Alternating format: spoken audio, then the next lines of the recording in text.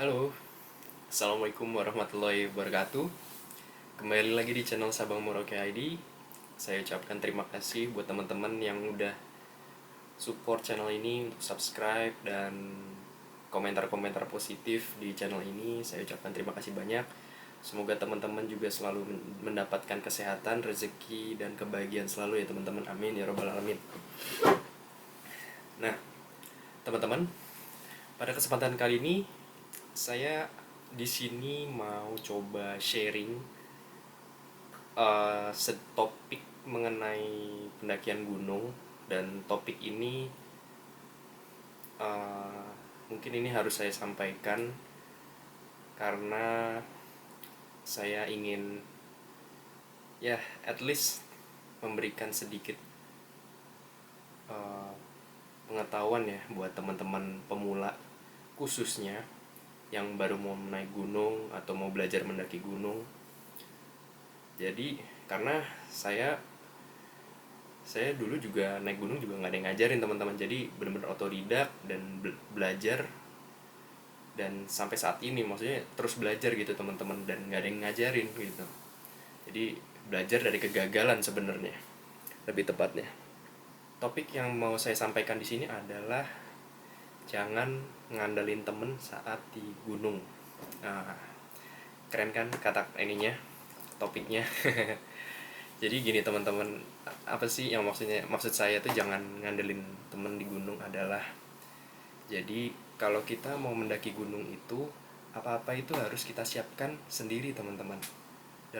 Walaupun itu kita dalam kelompok teman-teman, ikut open trip, berkelompok sama teman-teman, sama orang yang dikenal, tetap kita harus tetap maksudnya jangan mengandalkan orang lain. Jadi kita harus tetap bisa berdiri sendiri dalam arti berdikari itu, walaupun kita berkelompok tapi kita bisa handle ourselves sendiri gitu teman-teman. Jadi kayak misalkan kita perlengkapan kita ada lengkap sendiri, terus uh, obat-obatan pribadi kita punya sendiri, snack pribadi kita punya sendiri, ya syukur-syukur makanan pribadi kita punya sendiri. Karena apa teman-teman? Karena di gunung itu bukan tempat untuk wisata teman-teman sebenarnya. Jadi ya mungkin tempat wisata bagi beberapa orang, tapi kalau bagi saya gunung itu salah satu tempat yang menyenangkan sekaligus mengerikan gitu teman-teman. Dalam arti resikonya itu juga besar gitu, dalam arti resiko kita bisa kelaparan, kita bisa kehausan, dehidrasi, bisa mengganggu mental kita juga. Jadi nggak mood dalam berkegiatan di alam bebas saat di gunung gitu. Jadi sangat dampaknya banyak banget gitu. Jadi saya ngangkat topik ini karena tiba-tiba ada subscriber saya yang menanyakan, bang kalau bawa air di gunung itu berapa liter sih gitu, karena saya mau mendaki gunung. Nah saya coba share di sini teman-teman. Jadi kalau saya itu naik gunung itu bawa air mineral yang kemasan ya teman-teman, itu 1,5 liter. Satu setengah liter itu ada dua, jadi di kiri dan di kanan, taruhnya di kiri dan kanan carrier ya teman-teman. Nah terus ada satu lagi aqua 600 mili, nah itu taruhnya di dalam carrier. Nah kenapa saya bawa banyak banget gitu teman-teman untuk air mineral ini, karena saya ngerasa air di gunung itu tidak bagus teman-teman, tidak seindah yang dibayangkan oleh orang-orang gitu teman-teman. Air di gunung itu bagus, sumber air di gunung itu pasti bersih. No no no no, itu kayaknya hanya di negeri khayalan deh teman-teman. Karena sepengetahuan saya dan sepengalaman saya, sepenglihatan langsung saya, bahwa air di gunung itu tidak sebagus apa yang kita bayangkan teman-teman. Dan saya dulu ekspektasi juga gitu, wah air di gunung pasti seger gitu. Memang seger teman-teman, tapi karena ya kembali lagi ya, manusia ya pasti selalu membuat kerusakan di mana-mana. Saya tidak menyalahkan siapa-siapa di sini, tapi ya itu kembali lagi ke kesadaran kita. Ya mungkin karena kurang teredukasi ya, jadi di sumber air itu banyak ya maaf ada yang buat tempat pipis, jadi toilet umum, ada yang buang ya gitulah. Terus jadi tempat cuci piring, ada bekas nasi. Aduh, kacau deh, macam-macam sumber air tuh kalau di gunung. Nah, oleh karena itu saya merasa itu sangat hal yang sangat miris banget ya teman-teman. Aduh, gimana ya? Padahal sumber air itu kan kita kalau misalkan kita haus itu tuh kita bisa langsung minum ya, tapi kondisinya tidak semenarik yang dilihat gitu teman-teman. Jadi alasan itu yang mendasari bahwa saya perlu membawa minuman air mineral itu yang banyak di keril saat mendaki gunung. Ya mungkin ada yang bilang berpendapat bahwa wah berat banget ya kalau kayak gitu. Ya itu udah resiko teman-teman, sebagai pendaki gunung ya. Ya pasti kita mendaki bawa, mau apalagi mau camping, ya pasti berat lah teman-teman, nggak mungkin juga maksudnya. Ya pasti kita ada yang kita harus korbankan gitu teman-teman. Ya oke lah, ada namanya prinsip ultralight yang seperti saya bilang, yang pernah saya jelaskan di video sebelum-sebelumnya. Tapi ya ultralightnya barang bawaan mendaki itu juga berat teman-teman, kecuali anda adalah mau tektok dan menjadi pelari trail running itu nggak akan bawa beban sama sekali, jadi ya itu enak-enak aja. Jadi ya selama anda mendaki gunung ya tetap bawa tas berat ya, maupun itu sih makanan atau barang-barang. Namun air itu nggak bisa dipisahkan teman-teman, air itu adalah sumber kita juga. Orang mungkin masih bisa tahan lapar ya teman-teman, tapi kalau udah menyangkut air itu sangat vital teman-teman. Orang bisa lemes. Saya bukan dokter, tapi ya kalau teman-teman pernah naik, yang teman-teman pernah naik gunung pasti tahu lah yang maksud saya itu gimana. Air itu sangat penting banget, bisa buat masak, buat minum, bikin kopi, apa aja lah. Jadi ya itu sih tips buat teman-teman yang pemula kalau mau naik gunung, bawa air minimal setengah dua aqua 1,5 liter di kiri dan kanan.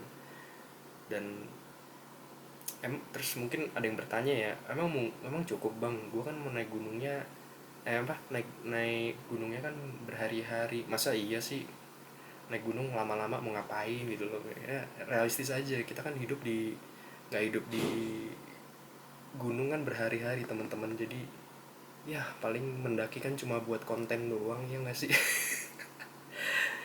Ya namanya orang-orang sekarang kan, maksudnya ya paling cuma buat healing aja gitu kan. Ya nggak usah munafik lah ya, kecuali anda adalah pecinta alam, yang pure pecinta alam yang nggak butuh pengakuan. Jadi ya menurut saya kalau cuma semalam, kalau 2 malam juga mungkin jarang ya. Kalau kayak di gunung, kayak Gunung Rinjani itu yang 5 hari, ya mungkin ya kita perlu, itu beda cerita ya kalau kalau kayak gunung di Rinjani yang harus berhari-hari gitu. Tapi kalau gunung-gunung kayak yang kita mendaki cuma semalam gitu, rasanya sih sangat perlu bawa air dengan settingan yang saya jelaskan tadi gitu teman-teman. Nah, kembali ke topik, jangan ngandelin teman. Kenapa? Karena kalau kita ngandelin teman saat mendaki gunung, ujung-ujungnya kecewa teman-teman. Saya pernah dulu, jadi saya waktu itu nggak bawa matras ya teman-teman. Maksudnya dari awal karena tas mungkin saya packingnya juga belum benar. Terus saya di situ ngerasa wah matras ganggu banget nih, maksudnya nggak bakal bikin penuh keril. Nah pas saya nggak bawa, saya menganggap teman saya akan bawa matras gitu. Pas di lapangan tapi kondisinya berbeda teman-teman, seperti apa yang ada di ekspektasi saya. Ujung-ujungnya apa, kecewa. Jadi ya karena matras itu juga sangat penting ya teman-teman, untuk menjaga supaya tubuh kita nggak kedinginan dari tanah lembab, dari suhu pegunungan. Itu kan tanah di gunungan dingin ya teman-teman. Kalau kita langsung cuma alas tenda doang, itu bisa bikin paru-paru kita basah, atau kita bisa masuk angin, bahaya lah pokoknya ke tubuh kita. Jadi harus ada matras untuk menghalangi, sebagai media untuk menghalangi antara tubuh sama tanah gitu teman-teman. Jadi ya dari itu juga saya juga belajar masalah matras. Terus Masalah air, kalau masalah air tuh pengalaman saya ketemu orang lain nggak bawa air teman-teman naik gunung.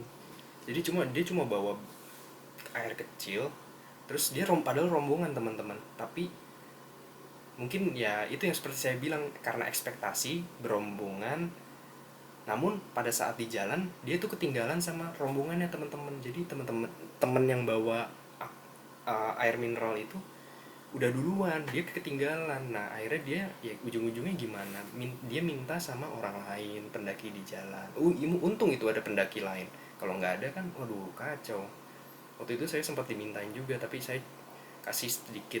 Bukannya saya jahat dan tega ya teman-teman, tapi uh, saya sendiri pun butuh gitu loh di gunung. Ya saya ngasih ya se sekedarnya aja, yang penting dia bisa apa ya, menegak aja, yang penting biar basah aja gitu teman-teman. Ya kan pasti nanti ada orang lagi, iya kalau ada orang, tapi dia ada temennya, dan temennya itu juga nggak bawa air, dia cuma jadi berdua ketinggalan rombongannya teman-teman. Nah, rombongannya di depan.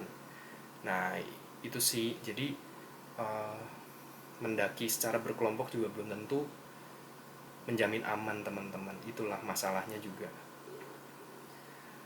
Oh iya, saya juga waktu itu pernah di Rinjani. uh, jadi kesalahan besar, jadi semua makanan itu saya limpahkan kepada porter teman-teman. Dan teman-teman tahu sendiri, porter di Rinjani itu tenaganya badak-badak teman-teman. Kita nggak ada apa-apanya bener-bener teman-teman.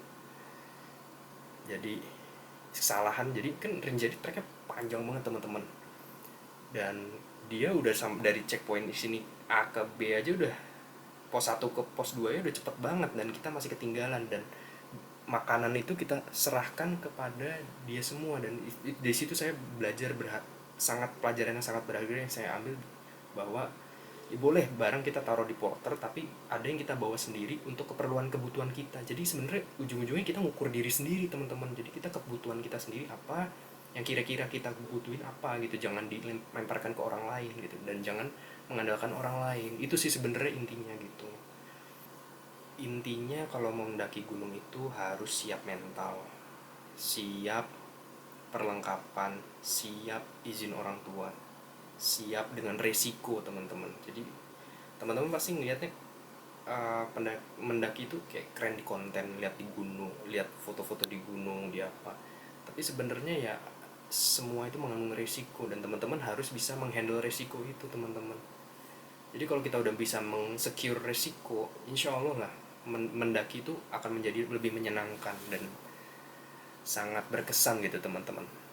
Di sini saya nggak berniat untuk menggurui ataupun mengejudge, tapi saya di sini hanya berbagi pengalaman, karena pengalaman yang saya lalui cukup berat. Untuk belajar mendaki gunung itu saya nggak diajarin siapa-siapa, otodidak, dan dari situ saya belajar dari pendakian satu ke pendakian lainnya, dan apa sih yang perlu dipelajari lebih lanjut dan dievaluasi lebih lanjut gitu teman-teman. Ya mungkin segitu aja teman-teman, nanti mungkin saya akan sharing-sharing lagi ke depannya mengenai pendakian gunung, mendaki gunung. Dan kalau teman-teman punya pendapat, atau teman-teman punya komentar lain, atau teman-teman punya insight lain, atau punya pengalaman, mungkin bisa dibagikan, tulis di kolom komentar, nanti kita diskusikan bareng-bareng. Yang pastinya komen positif saya akan terima, kalau komen negatif ya maaf, mungkin gak akan tayang di video ini, karena saya ingin membuat budaya yang kita nih orang Indonesia harus bisa saling membangun, jangan saling membuli gitu teman-teman. Saya melihat bahwa netizen tuh sebenarnya pinter-pinter, tapi ya kita harus mengarahkan ke yang membangun gitu teman-teman, jangan yang menjatuhkan satu sama lain gitu loh teman-teman. Oke, mungkin segitu aja video dari saya. Mohon maaf bila ada yang kurang atau tidak kena esensinya, belum dipahami atau apapun. Saya minta maaf, dan di sini saya hanya ingin berbagi aja. Semoga bisa bermanfaat gitu teman-teman. Sampai jumpa di video selanjutnya. Sampai ketemu. Bye bye.